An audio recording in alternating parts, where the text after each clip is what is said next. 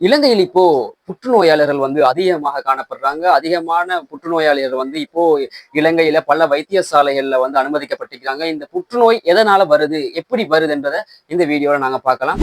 அதாவது பார்த்தீங்கன்னு சொன்னா வந்து இலங்கையில இதுக்கப்புறமா வந்து புகையிலை கலந்த வெற்றிலை சாப்பிட முடியாது. இந்த புகையிலை கலந்த வெற்றிலைனால தான் வந்து பார்த்தீங்கன்னு சொன்னா வாய் புற்றுநோய் வந்து அதிகரிச்சு கொண்டிருக்குது இலங்கையில. இந்த புகையிலை கலந்த வெற்றிலைய வந்து விற்கவும் முடியாது, விநியோகம் செய்ய முடியாது, யாரும் இதை வாங்கவும் முடியாது, யாரும் கையில கூட வச்சுக்கொள்ள முடியாத ஒரு சூழ்நிலை இப்ப இலங்கையில் ஏற்பட்டிருக்கின்றது இந்த புற்றுநோயால. அதாவது இவர்கள் விற்றார்களா இருந்தாலும், இதை வாங்கினவர்களா இருந்தாலும், அந்த கையிலே அதை வச்சு கொண்டிருந்தாலும் சட்ட ரீதியாக நடவடிக்கை எடுக்கப்படும், அவர்கள் கைது செய்யப்படுவார்கள் அப்படின்னு சொல்லி இப்ப இந்த சட்டத்தை வந்து அமுல்படுத்த போறாங்க. அதனால பாத்தீங்கன்னு சொன்னா புற்றுநோயாளிகள் வந்து அதிகமாக காணப்படுறாங்க. அதாவது இந்த வெற்றிலை சாப்பிட்டு அந்த புகையிலை கலந்த வெற்றிலையும் சுண்ணாம்பு அப்படின்றத கூட சாப்பிட்டு இப்போ புற்றுநோயாளர்கள் வந்து அதிகமாக இலங்கையிலேயே இதுக்கு முன்னால இல்லாத புற்றுநோயாளிகள் வந்து இப்ப காணப்படுறாங்க. அதிக அளவுல வந்து வைத்தியசாலையில அனுமதிக்கப்படுறாங்க. அதனால இப்போ இந்த வெற்றிலையெல்லாம் சாப்பிட முடியாது.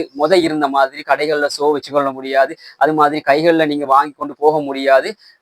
இதை வந்து விநியோகம் விற்பனை எதுவுமாக இருந்தாலும் இதை சட்ட ரீதியாக நடவடிக்கை எடுப்பார்கள். இதை மீறி அவர்கள் செய்வார்களாக இருந்தால் அவர்கள் கைது செய்யப்படுவார்கள். அதுக்கான வழக்கு விசாரணைகள் போகும், தண்டப்பணம் விதிப்போம் அப்படின்ற மாதிரி ஒரு சட்ட ரீதியை வந்து இப்போ அமல்படுத்த போறாங்க.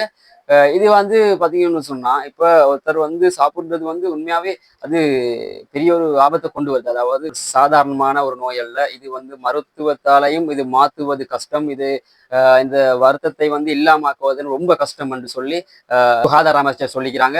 ஸோ இது வந்து இந்த நாட்டிலே வந்து ஒரு பயங்கரமான ஒரு நோயாக வந்து கருதப்படுது. இந்த நோய்கள் வந்தால் இதை வந்து மருத்துவம் செய்வது கஷ்டம். இதனால பல உயிர்கள் போகும் அப்படின்னு வந்து சொல்லப்பட்டிருக்குது.